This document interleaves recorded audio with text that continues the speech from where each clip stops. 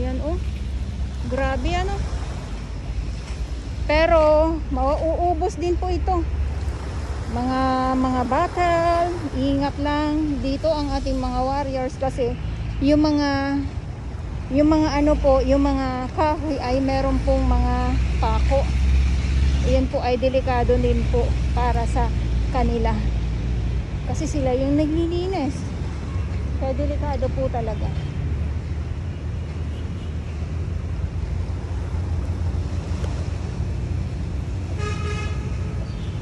Okay. So thank you so much po sa inyong lahat. Ito yung update natin ngayon dito sa Manila Bay Dolomite Beach at August 29, 2024.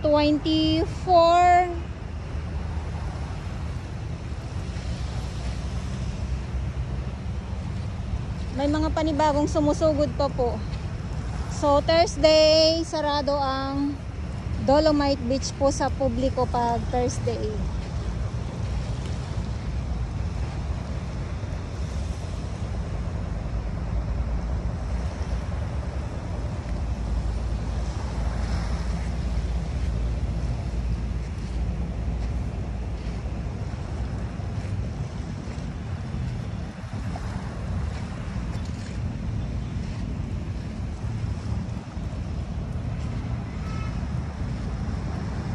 So buti na lang yung mga ganitong mga kalat po ay dito na lang po mismo sa Dalampasigan.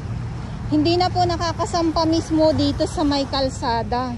Hindi katulad dati nung wala pa tong buhangin.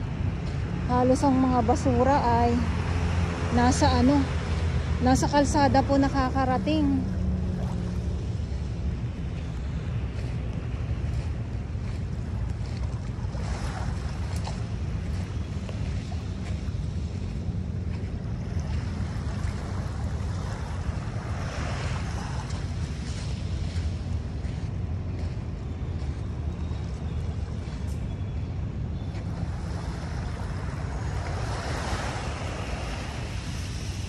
Init, tapos biglang kukulimlim. Maubos din po ito. Lalo na pag marami po tayo maglilinis dito sa Dolomite Beach. Kaya ito yung mga nakikita natin ay mawawala din po ito. So maraming salamat po muli. Maraming salamat Manila Bay Warriors. Lakad. Ay yes. Wala tayong gagawin kundi ang maglakad.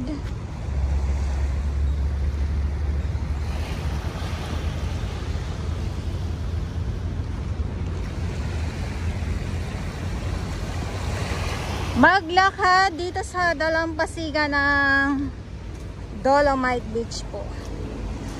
Sa kasagsagan ng terik ng araw para po makita ninyo. Kasi alam ko naman yung iba kasi talaga, ito yung gustong makita. Lalo na yung iba, sinasabi July. Pag tagbagyo or habagat, kailangan nandyan ka. Opo, nandito pa din po ako sa kasagsagan ng terik ng araw. Kasi hindi po talaga ako mawawala dito. Kasi kayo din po ang inaabangan ko. Dahil alam ko pong namimiss nyo na po yung mga ganitong mga pangitain dito sa Dolomite Beach. Pangitain.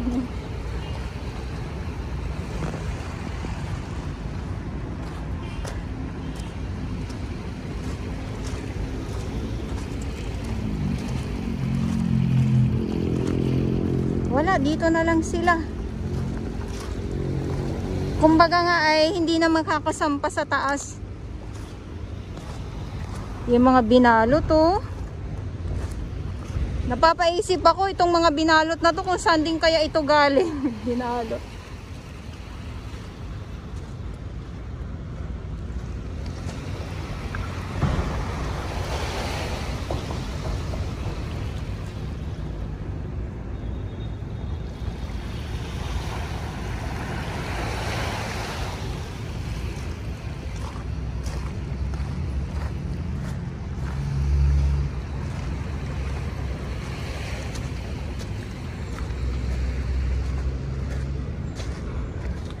Okay, so andito sila. Hanggang dito lang. Pero dito wala po.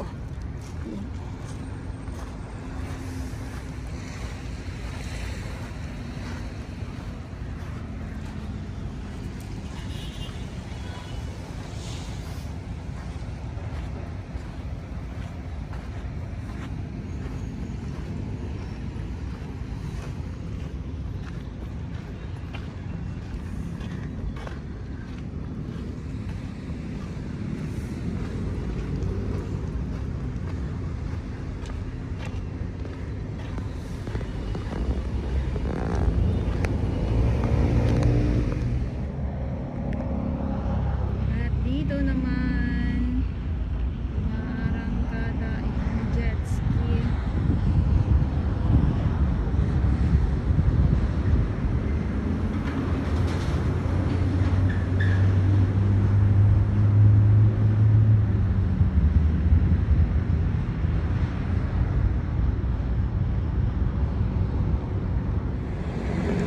So tuloy lang po ang update natin ngayon dito sa Manila Bay Dolomite Beach at dumilim na naman, oh. Tingnan nyo naman po yung kalangitan. Ang oras ngayon ay 11 o'clock ng umaga na po.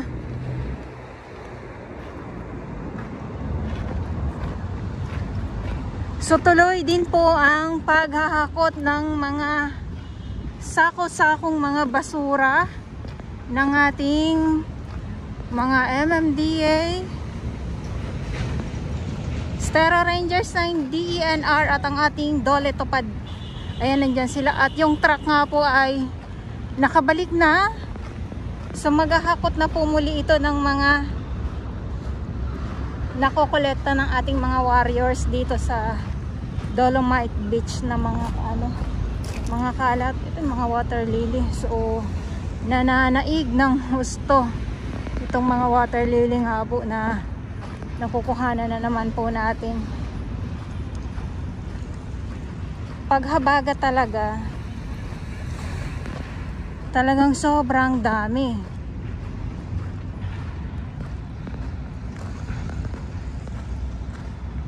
Ayun, no, mga water lily po yan, no? So dito sila mismo sa Dalampasigan.